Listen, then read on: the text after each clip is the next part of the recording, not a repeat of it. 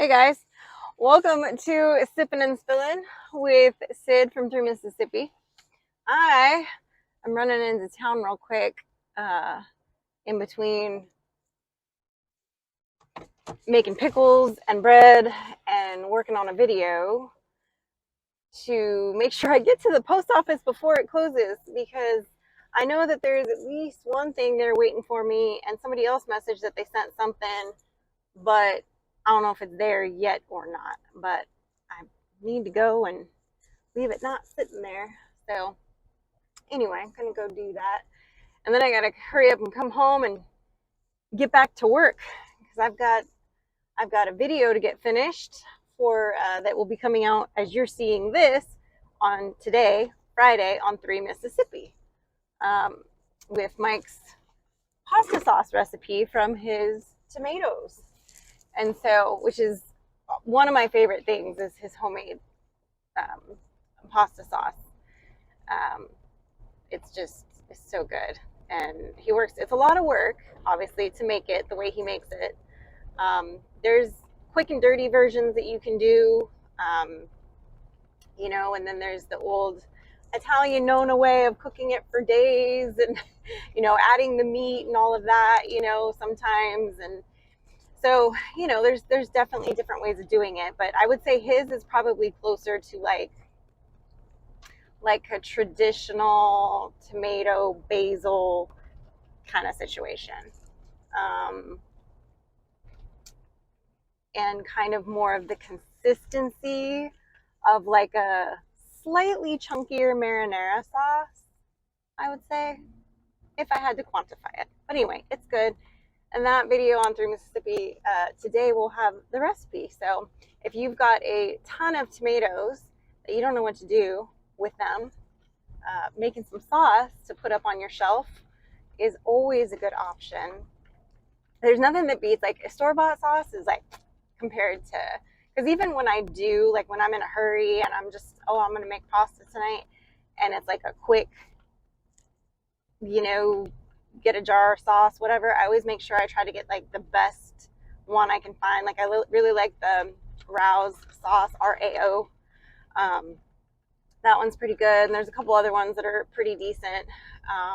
But things like ragu and stuff, no ma'am, no ma'am, I'm not, no. And even the Rouse sauce, I doctor it up. I add basil, I add caramelized onions, I add garlic, I add more pepper, and I usually add a little bit of red pepper flake to it as well. Not enough, like I'm not trying to make it spicy, but it just gives a little bit of like a little something, something. And last night, right here on this stretch of road, Frankie and I were coming back after our live. I had to go pick her up from youth group at church, and I see, and it's dark. There's no street lights out here, guys, obviously, so it's dark, and I got my lights on my truck, but it was dark, and I see these two what look like maybe big dogs, and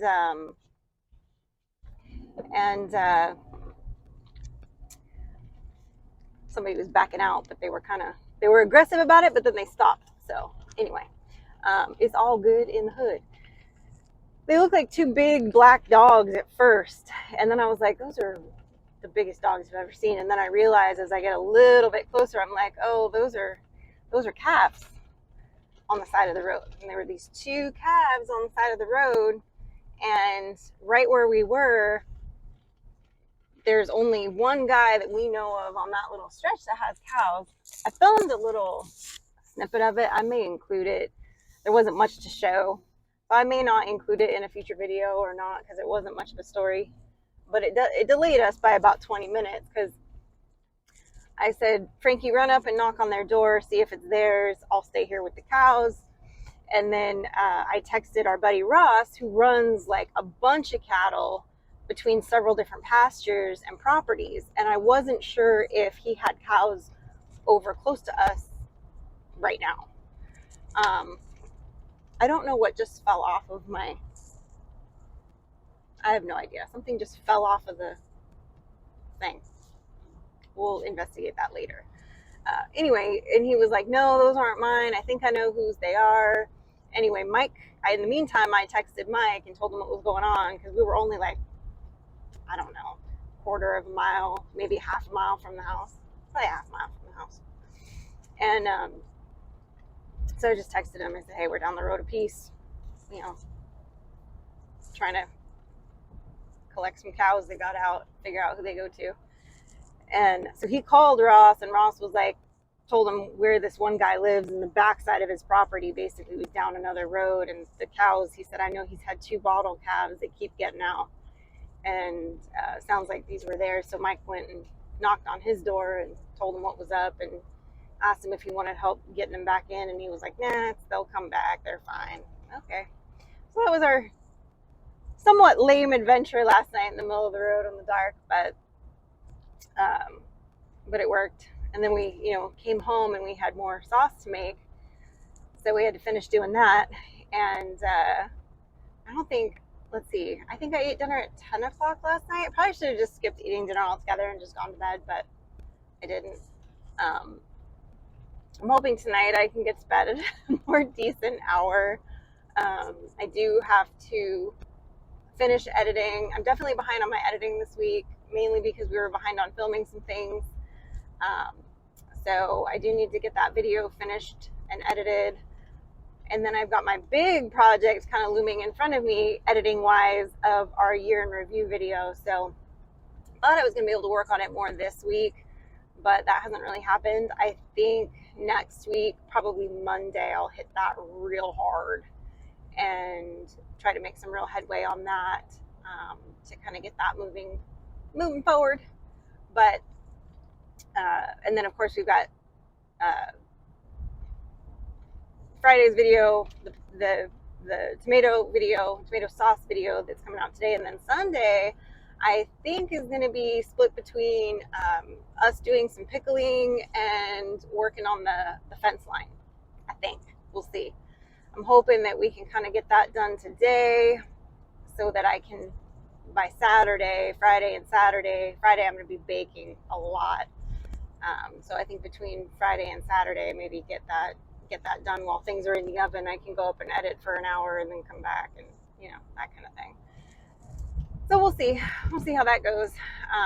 But I'm excited to kind of get through today and tomorrow, because there's just a lot. It's a long list of stuff to do. Nothing super exciting. I did fire up my incubator. I had gotten rid of my old incubator. The temperature thing was shot on it, and it wouldn't hold the temp, and it wouldn't hold the humidity anymore, and it was just shot. Part of the problem was because there was no room in our house, because we didn't have like central AC. Our house would get sometimes 90 degrees. Well, the incubators don't work very well when the temperature isn't kind of like room temperature, that between 72 and 74 degree ideal, so you kind of have to, you kind of got to make sure you have it in a place where, it's not near a window, and it's not near a draft, and it's not, the conditions have to be as good as you can get them to make the incubator work well. But this is a totally different brand of incubator. I don't remember what it is off the top of my head. Might be a Mana brand. I think it might be. But it's the style that my friend has been using for the last 2 years, I think. She's really been happy with it and had a good hatch rate with it, and it seems to hold everything really well. So she's like, I've really been happy with this one. And so I'm like, all right. So I'm giving it a try. It's one of the circular ones, which I've never been a fan of. Maybe I'll be a convert now. I've always liked the ones that I can kind of do it by hand, and they hold 64 eggs and that kind of thing. But they have not served me well. They have failed me many, many, many, many times. So I guess I'm just a glutton for punishment when it comes to that. But this go around, I'm gonna do the cheater incubator. I don't know why I think of them being cheater. I don't know. They're really not. It's exactly doing the same thing. But anyway, I'm gonna make it work. We're gonna make it work. So got it all fired up, ready for Chrissy to bring me some of those fabulous eggs that she's gonna bring me. So that's exciting. And then it'll be, in less than a month, 3 weeks, it'll be time to set up a brooder again. I got to start that whole rigmarole, but at least it's warm. I'm barely going to have them on a heat plate for very long because it's, going to be not real necessary for most of the time. So we'll see. And I'm not sure how many eggs she's bringing me either. So we'll see how we do hatching those babies out. We'll have some staggered girls, which is good, because right when these girls are starting to come to point of lay, which is going to be right about fall, then these guys right about spring will be starting to come to point of lay, and winter, beginning of spring. So timing on that should be good as far as, kind of cycling, having some fresh blood in there. So we'll see how everybody does. By then we'll have the bigger area in the pasture opened up to the birds so that they can roam a little bit more during the day. So we'll see. And I am going to I'm hoping at some point, and I don't know, I might build a separate structure, not sure yet. I do want to have peafowl again, but which is part of the thing that's really devastating about those of you that remember, we had moved with all my peafowl, and we got attacked by stray dogs one night, a pack of stray dogs, and they literally they got in there and ripped my birds apart, and I lost all my peafowl that night, and it was devastating. So those guys were all, with the exception of one of them that was the offspring of my breeding group, they were all, mature, they were laying, they were reproducing, they had been penned long enough, I was gonna be able to start releasing them out and let them go out and have home base, but then obviously we had moved, so I was gonna kind of have to leave them a little bit longer before I started letting them roam, which is, it is what it is. But the putting the 3 years in again to them is the thing that I'm like, really? Like, every time I get my birds to the point where they're ready to reproduce and at point of lay and just reaching maturity, something devastating happens with my peafowl. The first time we had somebody house sitting and they locked them out of their coop, and they stayed around there for about 3 days trying to get into the coop. She never let them back in, and they had no food or water, so they took off finally. And we came home 2 days later, tried to find them. I had a sighting of one of them, but I couldn't lure them back in at that point. So it was what it was. I hope they're doing well wherever they are. And then with this group, it was the dogs. So, it's pretty heartbreaking. So, the fact that I'm going to have to start all over again is a little disheartening, but I need to build some kind of aviary situation for them. I can keep them in the coop with everybody else if I start them young. I've done that before. They'll be fine, but I do need an aviary atop on the run in order to make that really, work, because they start flying right away. And they're really good jumpers and flyers. So it's not just about I trimmed their wing. You have to make sure either A, it's really, really tall enough so that they can get through, they can't get through rather, through the top, or you've got to make sure that it's got a lid on it, because even if you clip their wing, they're still going to be able to fly up and kind of over. So you just sort of have to make sure that they can kind of keep them contained for those first few years so they learn where home base is. Now, I know not everybody does their peafowl that way, but peafowl are notorious for taking off and not staying put if they are released too young, and also not having enough, female to choose from to hook up with, because they kind of will bond together and stay together. So if you only have males, they'll take off. If you only have females, your chances, I think, are better of them sticking around, but obviously you're never going to be able to breed them.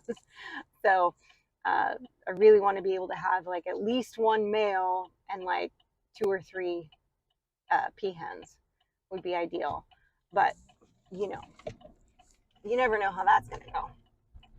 But we're going to see. We're going to see. We're going to hope, and we're going to see that I can get some new ones maybe in the next year or so, and start that program all over again, because that would be exciting.